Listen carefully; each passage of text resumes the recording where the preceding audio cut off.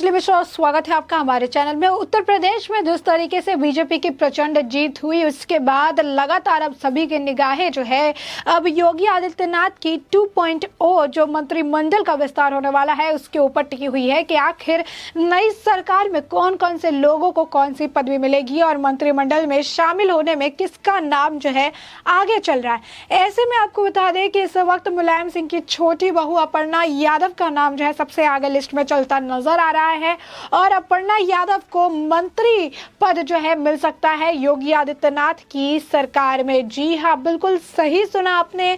आपको बता दें कि इस वक्त ये खबरें निकलकर सामने आ रही है कि अपर्णा यादव को तो योगी आदित्यनाथ की ये दूसरी जर्नी कहे या फिर कहिए कि 2.0 वाली कैबिनेट में मंत्री पद से नवाजा जा सकता है।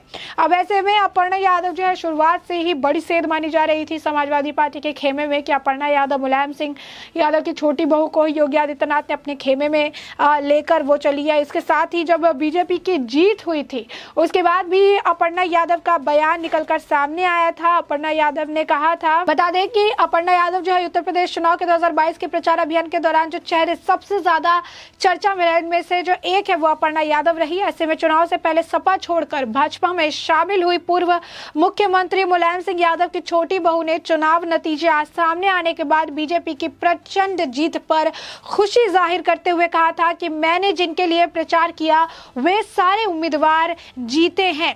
जनाधार पर सवाल उठाने वालों को जवाब मिल गया है। आपको बता दें कि अपर्णा यादव ने कहा कि जनता जनार्दन होती है।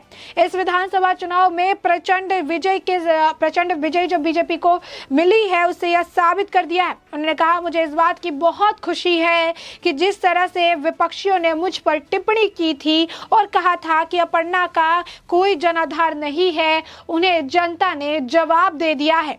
उन्होंने कहा कि जनता जनार्दन होती है। सनातन धर्म में जनार्दन विष्णु भगवान को कहा जाता है, तो विष्णु भगवान ने जवाब दे दिया और जवाब बहुत करारा है।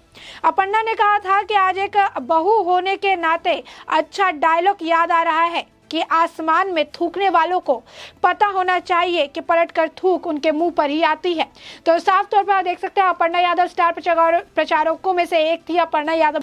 तो ऐसे में आपको बता दें कि समाजवादी पार्टी के खेमे में बड़ी सेध बांधी जा रही थी जब अपर्णा यादव ने योगी आदित्यनाथ की पार्टी यानी बीजेपी जो है जब ज्वाइन की थी। तो ऐसे में उनका ये जो है जीत के बाद का ये जवाब मिला था। साथ ही सिर्फ यही नहीं, अपर्णा यादव ने ओपी राजभर को भी जो है करारा जवाब दिया था। ओम प्रकाश राजभर जिस तरीके से बयानबाजी कर रहे थे, जिस तरीके से वो चीजें बोल रहे थे, उस पे भी अपर्णा यादव की प्रतिक्रिया जो है देखने के लिए मिली थी और अपर्णा यादव ने उन्हें भी मुंह तोड़ जवाब दिया था और बताया था कि किस तरीके से ओम प्रकाश राजभर के साथ जो हो रहा है वो बहुत ही बढ़िया हो रहा है। दरअसल भाजपा नेत्री अपर्णा यादव ने सुबह सपा के राष्ट्रीय अध्यक्ष ओम प्रकाश राजभर पर भी हमला बोला था। अपर्णा यादव ने कहा कि ओम प्रकाश राजभर हमेशा अभद्र और जो है टिप्पणियां करते हैं जिससे जनता उन्हें जवाब दे चुकी है।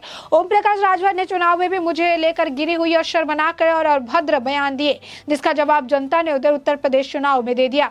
अपर्णा यादव ने कहा कि भारतीय जनता पार्टी प्रचंड बहुमत से जीत कर आई है। जनता ने यह बता दिया कि हम सेवक हैं। समाजवादी पार्टी के हार पर उन्होंने कहा कि उत्तर प्रदेश चुनाव 2022 के विधानसभा चुनाव में दूसरे पर जो निजी टिप्पणी जो की गई वह विपक्ष की हार का सबसे बड़ा कारण है।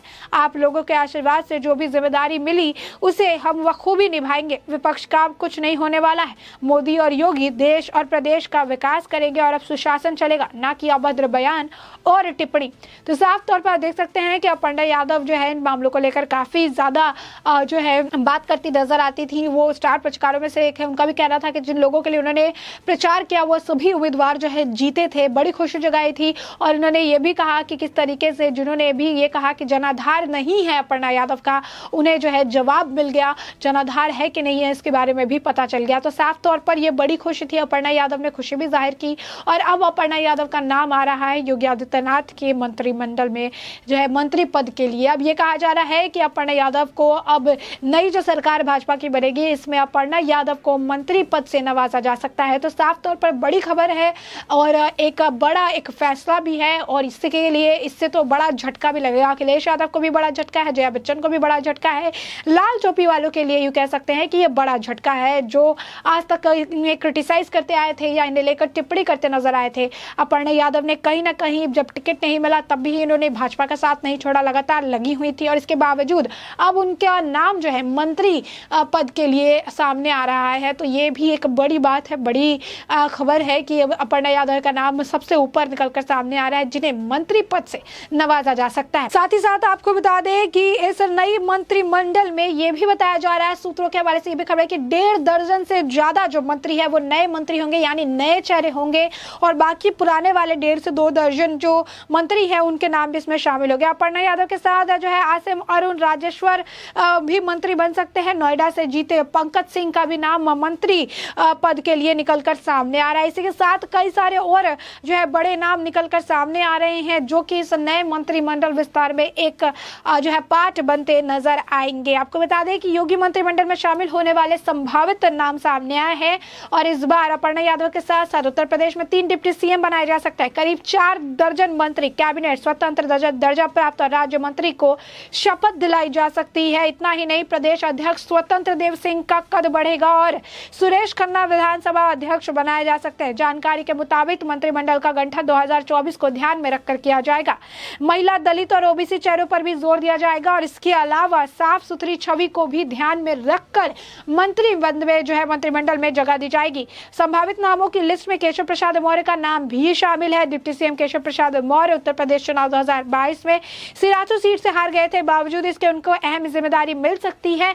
हालांकि यह लिस्ट संभावित है, इसकी जानकारी अभी सूत्रों में मिली है और यह आधिकारिक तौर पर इसे लेकर अब तक घोषणा जारी नहीं की गई है। बता दें कि कई सारे नाम सामने आ रहे हैं, केशव प्रसाद मौर्य, अपर्णा यादव, दिनेश शर्मा, स्वतंत्र देव सिंह, ब्रजेश पाठक, जयप्रताप सिंह, गोपाल टंडन, सिद्धार्थनाथ सिंह, श्रीकांत शर्मा, सूर्य प्रताप शाही और उसके बाद विपिन शर्मा, भूपेंद्र चौधरी, आसिम अरुण, राजेश्वर सिंह, सतीश महाना, आशीष पटेल, संजय निषाद, मोहसिन रजा, तेजपाल नागर, लक्ष्मी नारायण, राजेश चौधरी, बेबी रानी मौर्य और साथ ही अजीत पाल त्यागी, दया शंकर सिंह का नाम आ रहा है, कुंवर ब्रजेश सिंह का, अदिति सिंह का नाम है, सुरेश पाशी का नाम है, प्रतिभा शुक्ला का नाम निकलकर सामने आया है। साथ ही साथ राजीव सिंह, अमित अग्रवाल, संजय शर्मा और ये जो है रविंद्र जायसवाल, दिनेश खटीक, तो ये सारे जो नाम है निकलकर सामने आ रहे हैं जो कि इस बार उत्तर प्रदेश में जो नई सरकार आ रही है उनके मंत्रिमंडल का जो विस्तार किया जाएगा, इन सभी लोगों के नाम जो है निकलकर सामने आए हैं और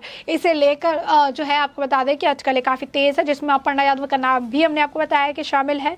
योगी आदित्यनाथ ने भी मुख्यमंत्री के रूप में फिर से कब शपथ लेंगे इसकी तारीख अभी तक तय नहीं की गई है। कहा जा रहा है कि होली के बाद बड़े स्तर पर शपथ ग्रहण समारोह का भी आयोजन किया जा सकता है।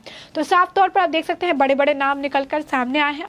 अपर्णा यादव का नाम सबसे ऊपर निकलकर सामने आया है और साथ ही साथ जो बड़ी बात इसमें देखने के लिए मिली है वो ये है कि यहाँ पर जो है नए मंत्रिमंडल विस्तार में 1.5 दर्जन से भी ज्यादा जो नए मंत्री है वो नए मंत्री होंगे, नए चेहरे होंगे जिन्हें मौका इस बार मिलने वाला है और 1.5 से 2 दर्जन के जो मंत्री होंगे वो पुराने मंत्री होंगे, लेकिन उनकी पदवी में जो है हेर फेर की जाएगी। कौन कौन से पोस्ट को संभालेगा, कौन जो है कौन से जो है सीट को लेगा, कौन से पदभार को संभालेगा, ये इस बार डिपेंड करेगा। और इस बार 3 डिप्टी सीएम भी तैनाती करने की बात कही जा रही है। जो स्वतंत्र देव सिंह है उनका कद बढ़ाया जाएगा।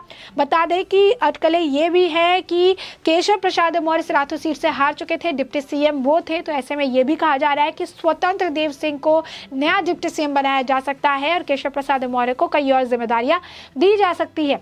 और ऐसे में जो आईपीएस कर्मी जो है उन्होंने जो बीजेपी में शामिल हुए थे उन्हें भी जो है उनका भी ओहदा बढ़ाया जा सकता है और उन्हें भी अलग पदवी से नवाजा जा सकता है। तो साफ तौर पर अब ये जो नई सरकार बनने जा रही है, बीजेपी की सत्ता में वापसी हुई है, योगी आदित्यनाथ मुख्यमंत्री के तौर पर वापसी करने वाले हैं। शपथ ग्रहण समारोह होली के बाद होने वाला है, इसे लेकर भी आधिकारिक घोषणा होनी बाकी है। और ऐसे में अभी से नामों की लिस्ट निकलकर सामने आ रही है जिसमें अपर्णा यादव का नाम सबसे ऊपर चल रहा है। अपर्णा यादव को मंत्री मंडल में जो है मंत्री पद से नवाजा जा सकता है। साथ ही साथ कई और नाम जो है जिन पे आने वाले वक्त में मुहर लग जाएगी और ये बात साफ हो जाएगी कि योगी आदित्यनाथ के नए मंत्रिमंडल या यूं कहिए कि 2.0 वाले मंत्रिमंडल विस्तार में कौन कौन से मंत्रियों के नाम शामिल होने वाले हैं। तब तक के लिए इस पूरे मुद्दे पर अपर्णा यादव पर योगी आदित्यनाथ के लिए मंत्रिमंडल में शामिल होने वाले नए मंत्रियों के नाम पर आपकी भी जो राय हो हमें कमेंट सेक्शन में कमेंट करके जरूर बताएं।